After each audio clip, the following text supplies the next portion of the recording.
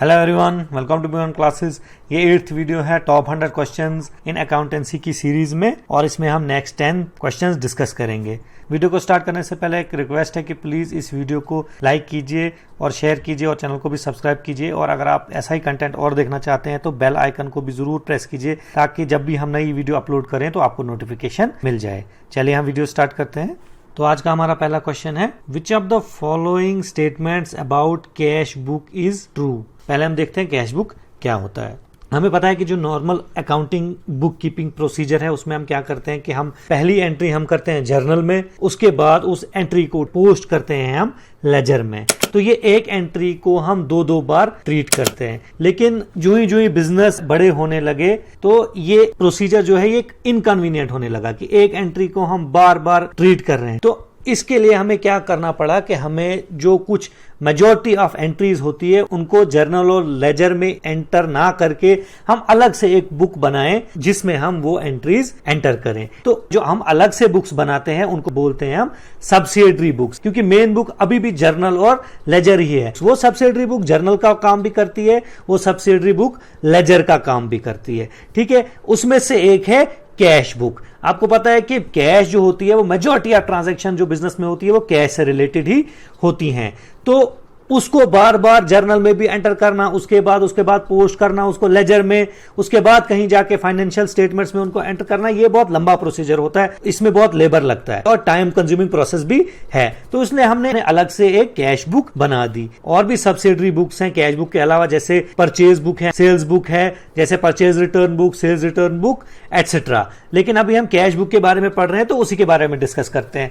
तो cash book दोनों का काम करती है, जर्नल का भी और लेजर का भी, लेकिन सिर्फ कैश ट्रांजैक्शन से रिलेटेड या बैंक ट्रांजैक्शन से रिलेटेड, और इसी में डिस्काउंट भी आ जाता है। ये जो कैश बुक होती है वो जर्नल का काम कैसे करती है कि जो भी कैश वाली एंट्री होती है वो सबसे पहले कैश बुक में ही होती है और क्रोनोलॉजिकल होती है, जो जर्नल का फीचर है। क्रोनोलॉजिकल का मतलब क्या है कि जो पहली डेट को एंट्री हुई वो पहले लिखेंगे, जो उसके बाद डेट को एंट्री हुई वो उसके बाद लिखेंगे, मतलब टाइम के हिसाब से। ये नहीं कि 10 तारीख की एंट्री आप पहले लिखोगे और 5 तारीख की आप एंट्री बाद में लिखोगे, ऐसा नहीं करना है। क्रोनोलॉजिकल ऑर्डर में लिखना है और पहली एंट्री इसी में करते हैं, तभी ये जर्नल का काम करती है। और लेजर का काम ये कैसे करती है, ये कैश बुक जो होता है उसका फॉर्मेट लेजर जैसा ही होता है, मतलब उसमें वही डेबिट साइड और क्रेडिट साइड होता है, और ये हमें एक ही नजर में हमें बैलेंस भी बता देती है कैश का। तो इस हिसाब से लेजर का काम भी करती है। जो कैश बुक होती है वो 3 टाइप्स की होती है। पहली जो टाइप है वो सिंपल कैश बुक। इसमें क्या होता है, इसमें जो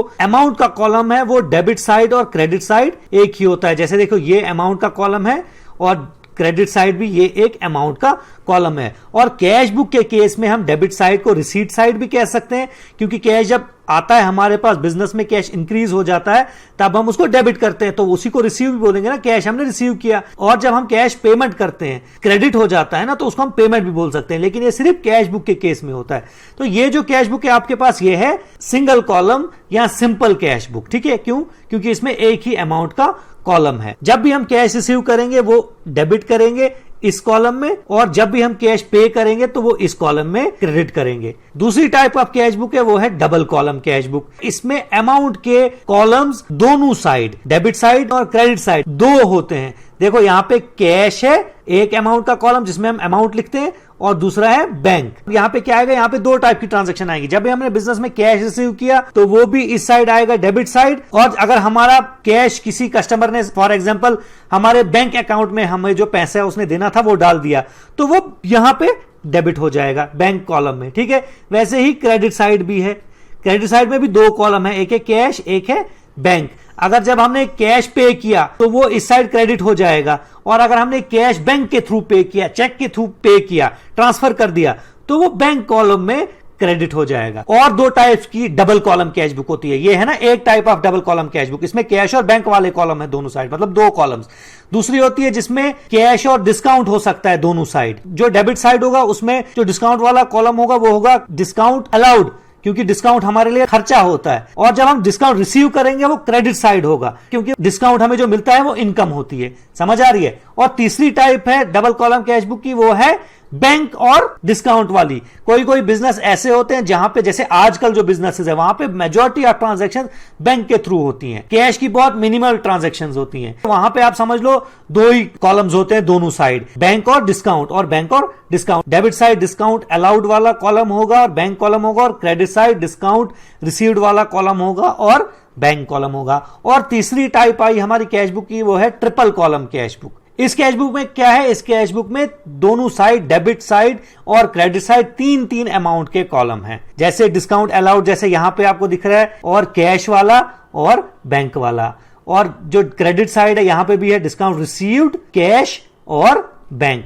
समझ आ गया? ये ऐसे बिजनेस है जहां पे कुछ ट्रांजैक्शंस कैश के थ्रू होती है, कुछ ट्रांजैक्शंस बैंक के थ्रू होती है, और हमें कभी डिस्काउंट देना भी पड़ता है, कभी डिस्काउंट लेना भी पड़ता है। तो वो वाले business triple column cash book बनाते हैं। समझ आ रहा है? तो हम देखेंगे इसके ऑप्शंस। पहला ऑप्शन है it is a subsidiary book. ये मैंने पहले ही बोला कि जो हम जर्नल और लेजर से अलग से बुक मेंटेन करते हैं उनको बोलते हैं सब्सिडरी, तो ये ठीक है।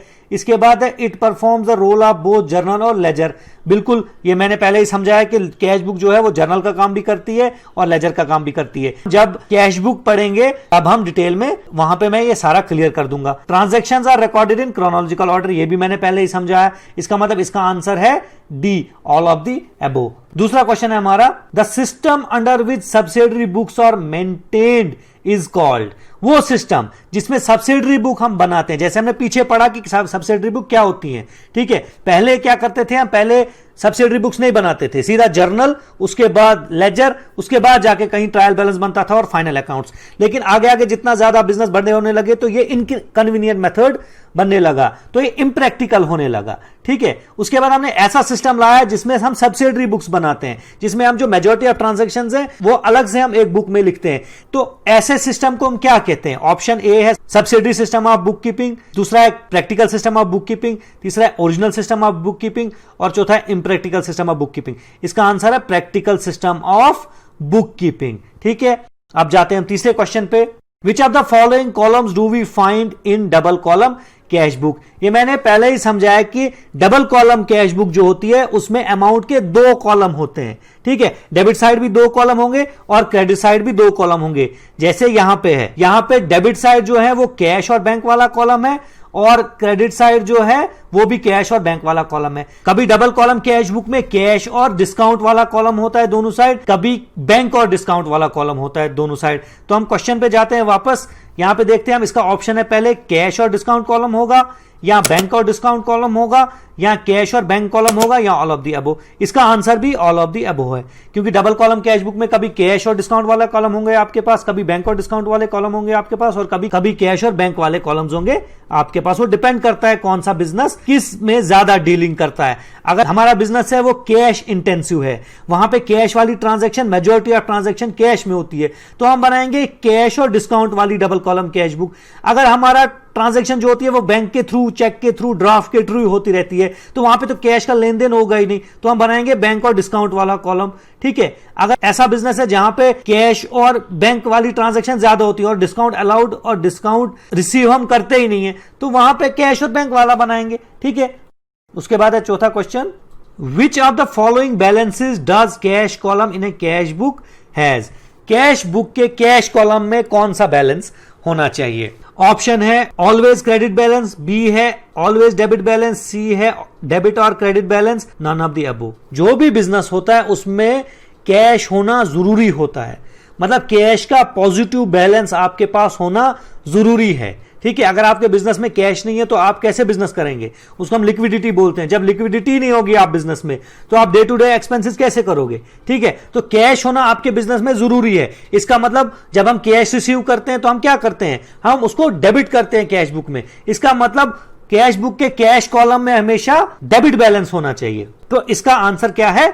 बी, ऑलवेज डेबिट बैलेंस, ठीक है। लेकिन जो बैंक कॉलम है उसमें कभी कभी क्रेडिट बैलेंस भी हो सकता है, कभी डेबिट बैलेंस भी हो सकता है। डेबिट बैलेंस कब होगा? जब आपका पैसा आपके बैंक अकाउंट में पड़ा होगा, ठीक है, उसको बोलेंगे हम डेबिट बैलेंस। लेकिन कभी कभी ऐसा होता है कि आपको पैसे की जरूरत पड़ी और आपने बैंक से ओवरड्राफ्ट लिया, लोन लिया, तब क्या होगा? तब आपको बैंक का पैसा उतारना है, आपके ऊपर लायबिलिटी है, तब जो आपका बैंक बैलेंस होगा वो आपको क्रेडिट बैलेंस दिखाएगा। ठीक है, तो बैंक कॉलम में कभी डेबिट बैलेंस कभी क्रेडिट बैलेंस हो सकता है, लेकिन कैश कॉलम में हमेशा डेबिट बैलेंस होगा।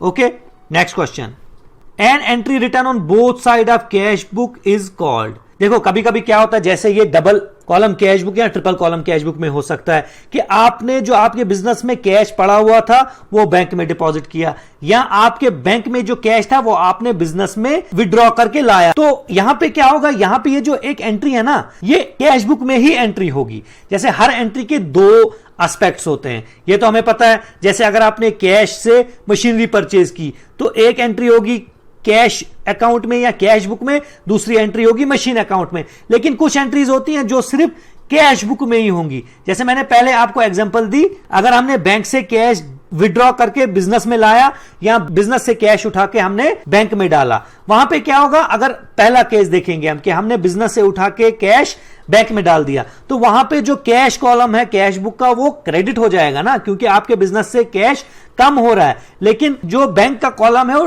डेबिट हो जाएगा, क्यों, क्योंकि वहां पे आपका कैश जा रहा है। तो लेकिन ये दोनों एंट्रीज कहां आ रही हैं, ये दोनों एंट्रीज आ रही हैं कैश बुक में। तो इन एंट्रीज को बोलते हैं हम कॉन्ट्रा एंट्रीज। देखो जैसे यहां पे लिखा है कैश कॉन्ट्रा और यहां पे लिखा है बैंक कॉन्ट्रा। यहां पे क्या किया है आपने, यहां पे आपने कैश जो आपके बिजनेस में था वो उठा के बैंक में डाला है, तभी कैश वाला कॉलम क्रेडिट हो गया है और बैंक वाला कॉलम डेबिट हो गया है। ठीक है, समझ आ गया। तो इसके ऑप्शंस क्या थे, double entry, compound entry, contra entry, none of the above. तो इसका ऑब्वियसली आंसर है contra entry. Okay, next question पे जाते हैं। A particular type of cash book maintained specially for recording smaller payments is called. Options हैं, A mini cash book, B small cash book, C petty cash book, D impressed cash book.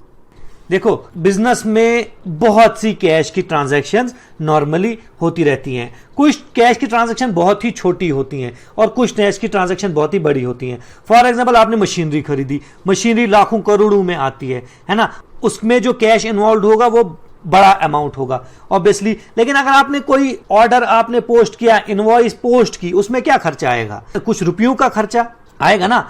तो ये दोनों खर्चे बहुत different हैं, एक बहुत बड़ा खर्चा है, एक बहुत छोटा खर्चा है। तो अगर हम ये छोटे खर्चे भी मेन कैश बुक में डालेंगे तो कैश बुक जो है वो अननेसेसरीली बर्डन्ड हो जाएगी, उसमें बहुत खिचड़ पिचड़ मच जाएगी। उससे अच्छा क्या है कि हम कैश बुक को भी दो हिस्सों में डिवाइड करें।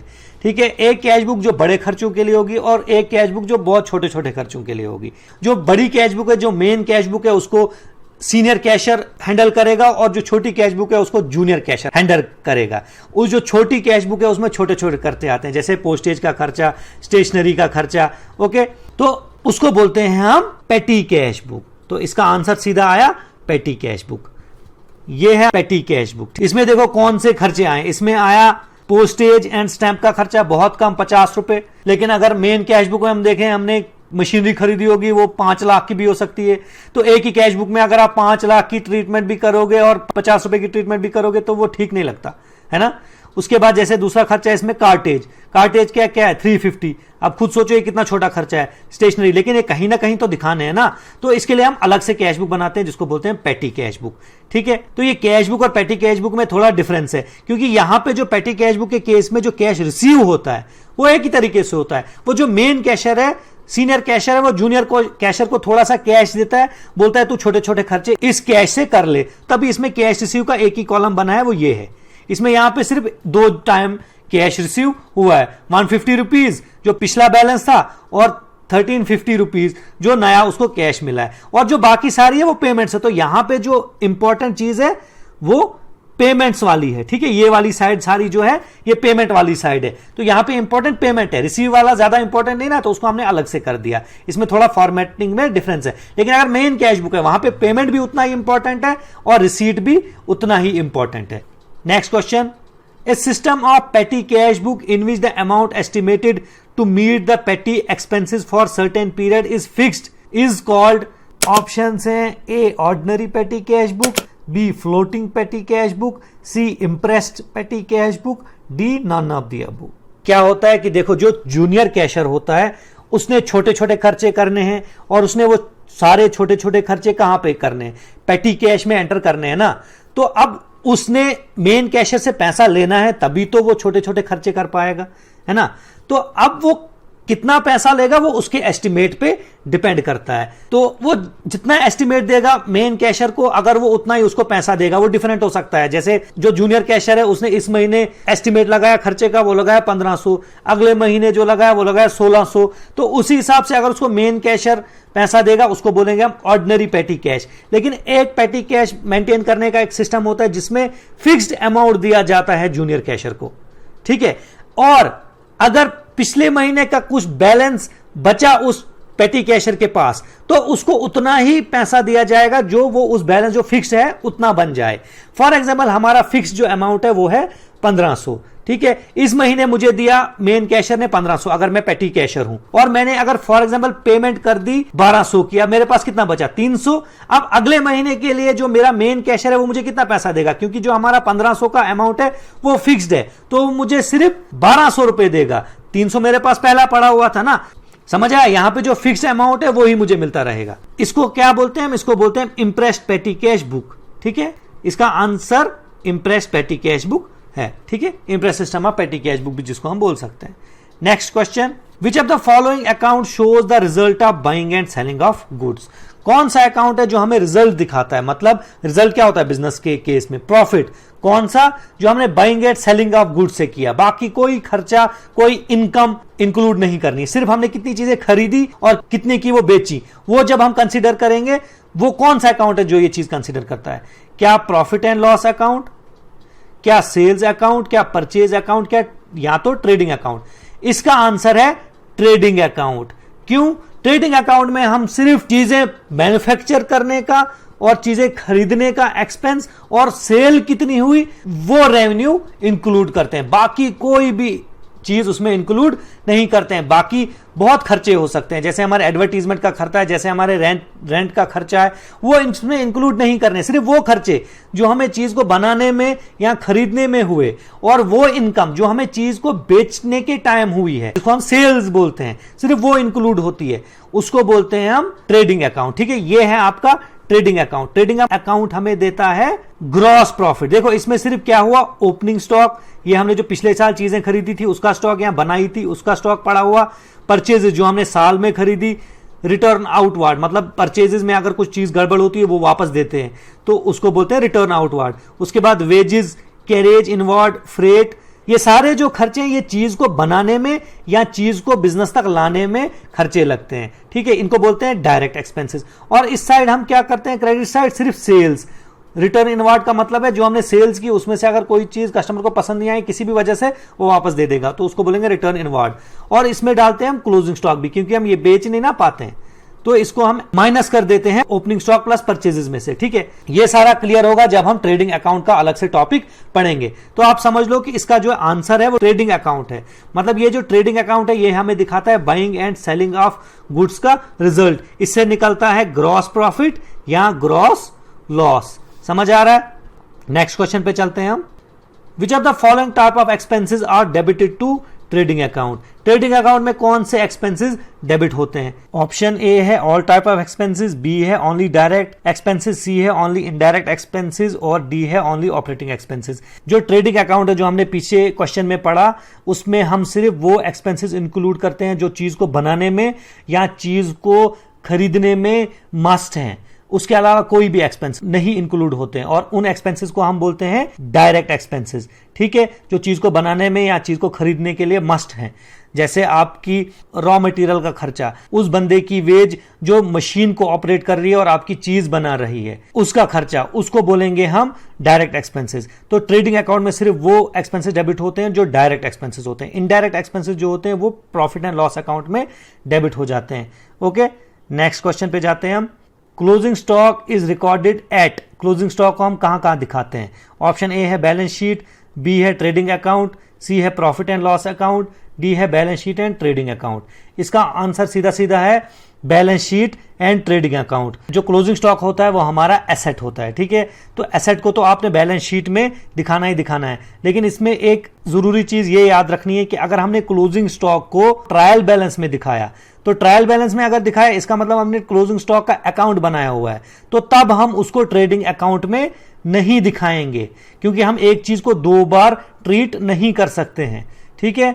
ये हम अच्छी तरह एक्सप्लेनेशन के साथ पढ़ेंगे जब हम ट्रायल बैलेंस का पूरा एक टॉपिक वाइज वीडियो बनाएंगे। लेकिन फिलहाल इतना समझ लो कि इस क्वेश्चन के हिसाब से तो answer balance sheet and trading account है। लेकिन यह बात समझने की कि बैलेंस शीट में तो दिखाना ही दिखाना है, बैलेंस शीट में कोई कंडीशन नहीं है। बैलेंस शीट में क्लोजिंग स्टॉक हमेशा दिखाएंगे हम एज एसेट, लेकिन ट्रेडिंग अकाउंट में तब दिखाएंगे अगर ट्रायल बैलेंस में हमने क्लोजिंग स्टॉक ना दिखाया हो। अगर ट्रायल बैलेंस में क्लोजिंग स्टॉक दिखाया तो ट्रेडिंग अकाउंट में नहीं आएगा, अगर ट्रेडिंग अकाउंट में दिखाया तो ट्रायल बैलेंस में नहीं आएगा। इसका मतलब दोनों में से एक जगह आएगा, या तो ट्रेडिंग अकाउंट या तो ट्रायल बैलेंस। बैलेंस शीट में तो आएगा ही आएगा। ओके, तो ये थे आज के 10 क्वेश्चंस। उम्मीद है आपको ये वीडियो अच्छी लगी होगी, तो उसी हिसाब से आपका रेस्पॉन्स भी आएगा। कोई भी क्वेश्चन है उसको प्लीज आप कमेंट्स में पोस्ट कीजिए, हम उसका आंसर जरूर देंगे। और हमारी टॉपिक वाइज जो सीरीज है वो भी चल रही है, साथ साथ थ्योरी बेस ऑफ अकाउंटिंग हम अभी पढ़ रहे हैं, वहां पे उन वीडियोस को भी चेकआउट कीजिए। Thank you very much.